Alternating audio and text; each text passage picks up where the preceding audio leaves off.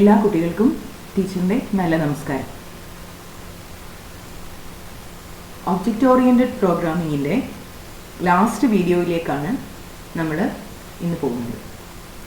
ഇതിൽ ഉൾപ്പെടുത്തിയിരിക്കുന്ന topics inheritance നമ്മൾ പഠിച്ചതാണ്.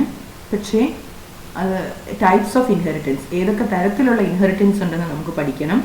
അതുപോലെ തന്നെ ടൈപ്സ് ഓഫ് പോളിമോർഫിസം. പിന്നെ ക്ലാസ് പഠിച്ചപ്പോൾ കോൺസെപ്റ്റായിട്ടുള്ള ഊപ്സിൻ്റെ കോൺസെപ്റ്റായിട്ടുള്ള ക്ലാസ് പഠിച്ചപ്പോൾ നമ്മൾ പറഞ്ഞിരുന്നു സ്ട്രക്ചറും ഇതുപോലെയാണ് ഉപയോഗിക്കുന്നത്, സ്ട്രക്ചറിനെ പോലെ തന്നെയാണ് ക്ലാസ്സും യൂസ് ചെയ്യുന്നതെന്നൊക്കെ പറഞ്ഞിരുന്നു. എന്നാലും അത് തമ്മിലുള്ള ഡിഫറൻസ് ഏതൊക്കെയാണ്? ഇങ്ങനെ 3 ടോപ്പിക്സാണ് ഈ വീഡിയോയിൽ നമുക്ക് പഠിക്കാനുള്ളത്. ആദ്യത്തത് ടൈപ്സ് ഓഫ് ഇൻഹെറിറ്റൻസ്. ഇൻഹെറിറ്റൻസ് പറഞ്ഞപ്പോൾ നമ്മൾ പറഞ്ഞിരുന്ന കാര്യമാണ്, ഒരു ക്ലാസ്സിൽ നിന്ന് മറ്റൊരു ക്ലാസ് ഡിറൈവ് ചെയ്തെടുക്കും. അതിൻ്റെ ഫങ്ഷനാലിറ്റീസും പ്രോപ്പർട്ടീസും ഒക്കെ ഉള്ള മറ്റൊരു ക്ലാസ് ഡിറൈവ് ചെയ്തെടുക്കും. ആ എക്സിസ്റ്റിംഗ് ക്ലാസ്സിനെ പറയുന്ന പേരാണ് ബേസ് ക്ലാസ്. ആ ന്യൂ ക്ലാസ്സിനെ ഡിറൈവ് ചെയ്യുന്ന ന്യൂ ക്ലാസ്സിനെ പറയുന്ന പേരാണ് ഡിറൈവ്ഡ് ക്ലാസ്.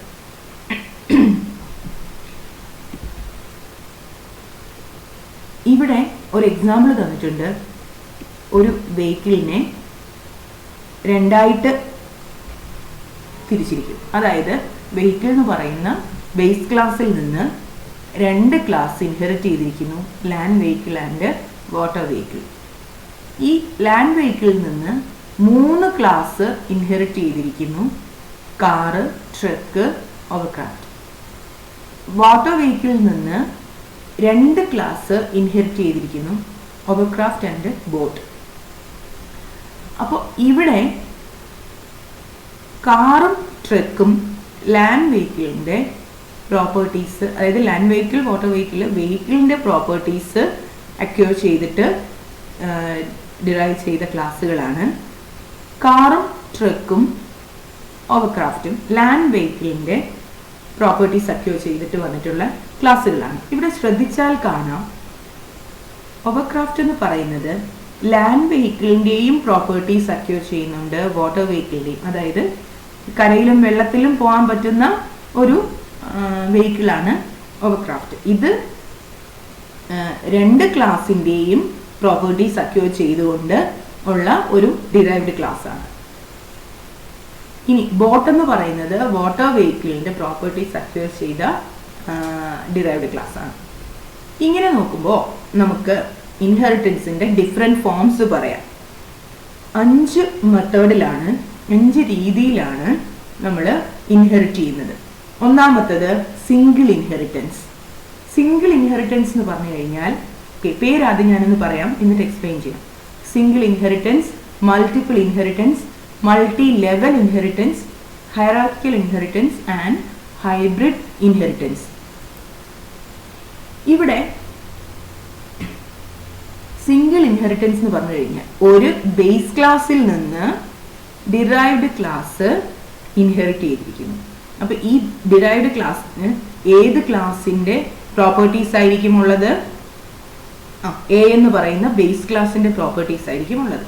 അപ്പോൾ സിംഗിൾ ഇൻഹെറിറ്റൻസ് എന്ന് പറഞ്ഞാൽ ഒരു ബേസ് ക്ലാസ്സും ഒരു ഡിറൈവ്ഡ് ക്ലാസ്സും, അത്രയേ ഉള്ളൂ സിംഗിൾ ഇൻഹെറിറ്റൻസ്.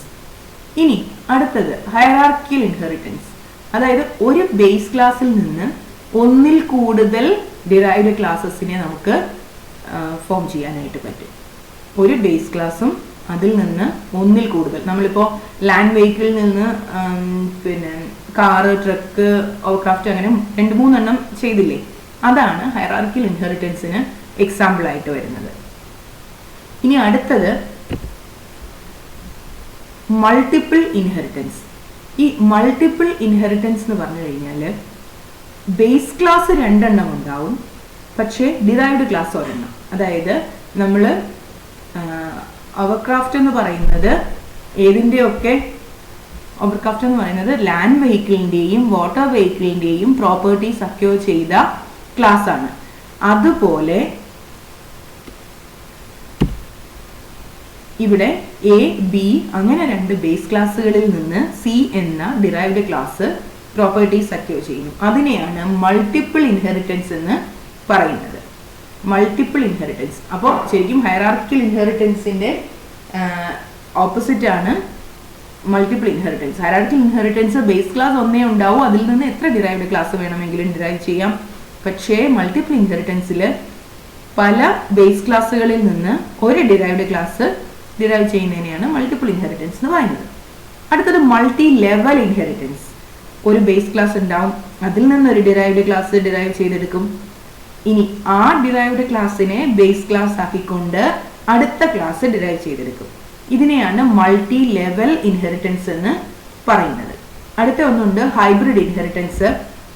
ഹൈബ്രിഡ് ഇൻഹെറിറ്റൻസ് എന്ന് പറഞ്ഞാൽ ഇതിൻ്റെയൊക്കെ കോമ്പിനേഷൻ ആയിട്ട് നമ്മൾ ഉപയോഗിക്കുന്നതാണ്. അതായത് ഹൈറാർക്കിക്കലിൻ്റെയും മൾട്ടി ലെവലിൻ്റെയും ഒക്കെ കോമ്പിനേഷൻ ആക്കിക്കൊണ്ട് നമ്മൾ ഉപയോഗിക്കുന്ന ഒരു ഇൻഹെറിറ്റൻസ് ആണ് ഹൈബ്രിഡ് ഇൻഹെറിറ്റൻസ്. അപ്പോൾ ഇതേപോലെ 5 ടൈപ്പ് ഇൻഹെറിറ്റൻസ് ആണ് ഉള്ളത്: single, hierarchical, multiple, multi level and hybrid. ഇനി നമുക്ക് പോളിമോർഫിസം, ടൈപ്സ് ഓഫ് പോളിമോർഫിസം ആണ് പഠിക്കാനുള്ളത്. പോളിമോർഫിസം എന്ന് പറഞ്ഞാൽ എന്തായിരുന്നു? Ability to express different forms. അപ്പോൾ ഇവിടെ 2 ടൈപ്പ് പോളിമോർഫിസം ആണ് നമുക്ക് പഠിക്കാനുള്ളത്: കമ്പൈൽ ടൈം പോളിമോർഫിസവും റൺ ടൈം പോളിമോർഫിസവും. Compile time polymorphism and run time polymorphism. ഈ കമ്പൈൽ ടൈം പോളിമോർഫിസത്തിന് മറ്റു പേരുകൾ കൂടിയുണ്ട്: early binding or static, early binding or static polymorphism. നമ്മൾ എപ്പോഴും പറഞ്ഞിട്ടുണ്ട്, കമ്പൈൽ ടൈമിൽ ചെയ്യുന്നതിനെ നമ്മൾ സ്റ്റാറ്റിക് എന്നും റൺ ടൈമിൽ ചെയ്യുന്നതിനെ ഡൈനാമിക് എന്നും പറയും. അപ്പോൾ 2 ടൈപ്പ് പോളിമോർഫിസം ആണുള്ളത്: compile time polymorphism and run time polymorphism. Compile time പോളിമോർഫിസത്തിന് early binding or static polymorphism എന്നുകൂടി പറയും. റൺ ടൈം പോളിമോർഫിസത്തിന് late binding or dynamic polymorphism എന്നുകൂടി പറയും.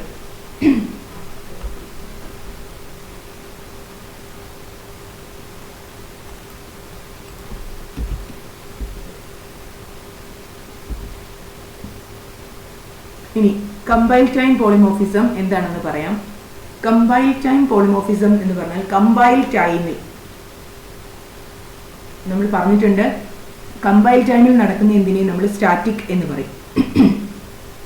അതായത് കമ്പൈൽ ടൈമിൽ നടക്കുന്ന പോളിമോർഫിസത്തിനെയാണ് കമ്പൈൽ ടൈം പോളിമോർഫിസം എന്ന് പറയുന്നത്. ഇതിന് 2 എക്സാമ്പിൾസ് ഉണ്ട്. ഞാൻ ആദ്യമേ പോളിമോർഫിസം പറഞ്ഞപ്പോഴേ ഞാൻ പറഞ്ഞിരുന്നല്ലോ, ഫങ്ഷൻസും ഓപ്പറേറ്റേഴ്സും ഒന്നിൽ കൂടുതൽ ഫോമിൽ വരുന്നതിനെയാണ് നമ്മൾ പോളിമോർഫിസം എന്ന് പറയുന്നത്. അപ്പോൾ ഇവിടെ നമുക്ക് 2 എക്സാമ്പിളായിട്ട് പഠിക്കാം. ഒന്ന്, ഫങ്ഷൻ ഓവർലോഡിങ്.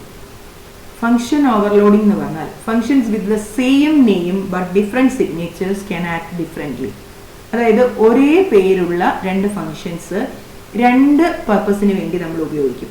അതിൻ്റെ ഡെഫിനിഷനും അതിൻ്റെ പർപ്പസും ഒക്കെ വ്യത്യസ്തമായിരിക്കും, പക്ഷെ 2ൻ്റെയും പേരൊന്ന് തന്നെയായിരിക്കും. അതിനെയാണ് ഫങ്ഷൻ ഓവർലോഡിംഗ് എന്ന് പറയുന്നത്. രണ്ടാമത്തത് ഓപ്പറേറ്റർ ഓവർലോഡിംഗ് ആണ്. ഇവിടെ ഒരു ഓപ്പറേറ്ററിന് C++ൽ നമ്മൾ ഇപ്പോൾ ഉപയോഗിച്ചുകൊണ്ടിരിക്കുന്ന ഏതെങ്കിലും ഒരു ഓപ്പറേറ്ററിന് ഒരു പുതിയ മീനിങ് കൊടുക്കുകയാണ്. ഞാൻ പറഞ്ഞല്ലോ, പ്ലസ് എന്ന് പറയുന്ന ഓപ്പറേറ്റർ മറ്റെന്തെങ്കിലും ഒരു പർപ്പസിന് വേണ്ടി നമ്മൾ ഉപയോഗിക്കുന്നു. നമ്മൾ കൺകാറ്റിനേഷന് വേണ്ടി, അതായത് 2 സ്ട്രിങ്ങുകൾ കൂട്ടിച്ചേർക്കാൻ വേണ്ടി ഉപയോഗിക്കുന്നു. അങ്ങനെയാണെങ്കിൽ അതിനൊരു പുതിയ മീനിങ് കൊടുക്കുകയാണ്. അപ്പോൾ ഇതാണ് ഓപ്പറേറ്റർ ഓവർലോഡിംഗ് എന്ന് പറഞ്ഞാൽ. അപ്പോൾ കമ്പൈൽ ടൈം പോളിമോർഫിസം 2 തരത്തിലാണുള്ളത്: function overloading and operator overloading. അടുത്തത് റൺ ടൈം പോളിമോർഫിസം ആണ്. റൺ ടൈം പോളിമോർഫിസം എന്ന് പറഞ്ഞു കഴിഞ്ഞാൽ റൺ ടൈമിൽ നടക്കുന്ന, അതായത് എക്സിക്യൂഷൻ ടൈമിൽ നടക്കുന്ന പോളിമോർഫിസത്തിനെയാണ് റൺ ടൈം പോളിമോർഫിസം എന്ന് പറയുന്നത്. അപ്പോൾ പോളിമോർഫിസം 2 ടൈപ്പ് ഉണ്ട്: കമ്പൈൽ ടൈം, രണ്ടാമത്തത് റൺ ടൈം. കമ്പൈൽ ടൈമിൽ നടക്കുന്ന പോളിമോർഫിസം ആണ് കമ്പൈൽ ടൈം പോളിമോർഫിസം. അതിന് സ്റ്റാറ്റിക് പോളിമോർഫിസം എന്നുകൂടി പറയാറുണ്ട്. അതിന് 2 എക്സാമ്പിൾസ് ആണ് നമ്മൾ പഠിച്ചത്: function overloading and operator overloading. അടുത്തത് റൺ ടൈം പോളിമോർഫിസം ആണ്. എക്സിക്യൂഷൻ ടൈമിൽ അല്ലെങ്കിൽ റൺ ടൈമിൽ നടക്കുന്ന പോളിമോർഫിസത്തെയാണ് റൺ ടൈം പോളിമോർഫിസം എന്ന് പറയുന്നത്.